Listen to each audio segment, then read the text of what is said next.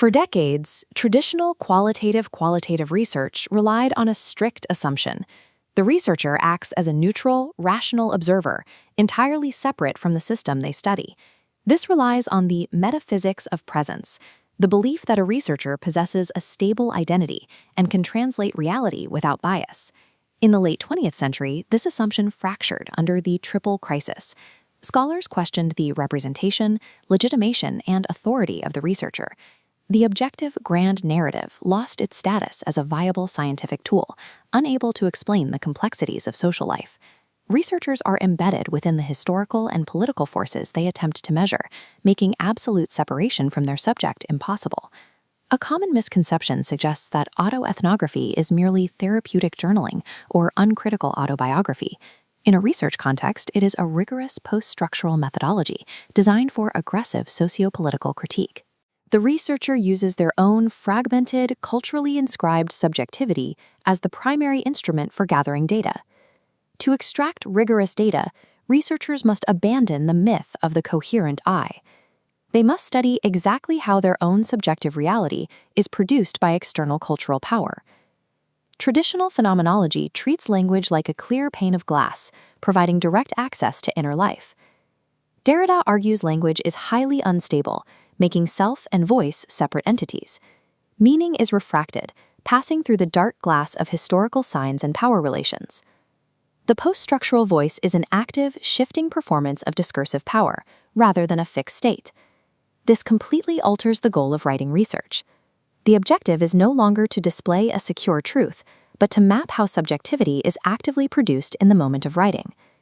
Every written voice is condemned to insufficiency. An autoethnographic text is simply one provisional story spoken into existence within relations of power. Mainstream qualitative research often tries to give voice to the voiceless by building an empathetic connection through a neat, linear narrative. Patty Lather argues that this kind of empathy frequently functions as a colonizing violence. The liberal embrace of empathy demands sameness. This effectively erases vital political and cultural differences. Post-structuralists prioritize interpretive reticence toward a voice that refuses to be fully known. Researchers use disruptive textual tools, like biting satire, deliberately messy texts, and non-linear delivery. Safe narratives act as cultural tourism that obscures power imbalances. Rigorous autoethnography must be transgressive to challenge cultural hegemony. Mike Haler's study on teacher-educators serves as an applied proof of concept for the post-structural voice. Traditional data collection relies on interviews and surveys. Haler used a physical, spatial approach to surface tacit professional identities. He utilized the physical act of sauntering, walking without a strict destination. This rhythmic movement functions as a primary method of data generation. Walking at 3 miles an hour alters cognition, prompting the mind to access buried professional contradictions. Real-time dialogue with his colleague Suzanne became the mechanism for pulling hidden identities into the open. This utilizes Bakhtin's dialogic self, the concept that identity is not stored internally, but is constructed continuously in the space between people during conversation. Movement and dialogue serve as active tools to generate data within the researcher's own lived experience. During the walk, Haler and Suzanne mapped their memories of teaching against their current realities in higher education. This surfaced a specific institutional friction, the gap between the pedagogy they profess to believe in and what they must practice.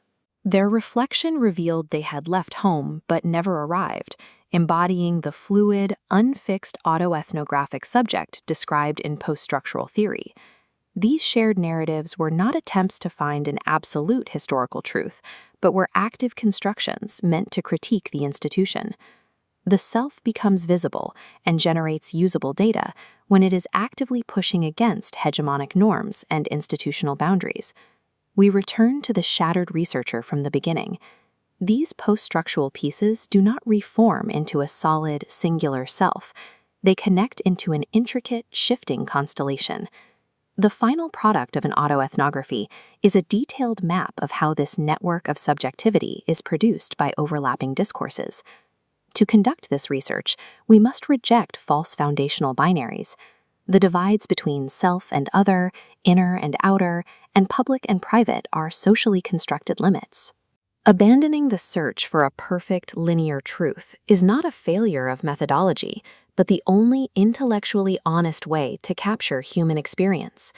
The autoethnographer operates with a dual mandate: the cultural trickster and the cultural conscience agent. The trickster strategically uses subjectivism and discomfort to expose the elephants in the room, oppressive organizational practices masked as unquestioned business as usual. The conscience agent actively pursues a social justice agenda by refusing to smooth over the complexities and contradictions of reality. Academic and professional inquiry achieves ethical rigor when it replaces the facade of objective distance with personal implication. True rigor in qualitative research is found not by pretending to be invisible observers, but by fearlessly interrogating the reality of our own cultural inscription.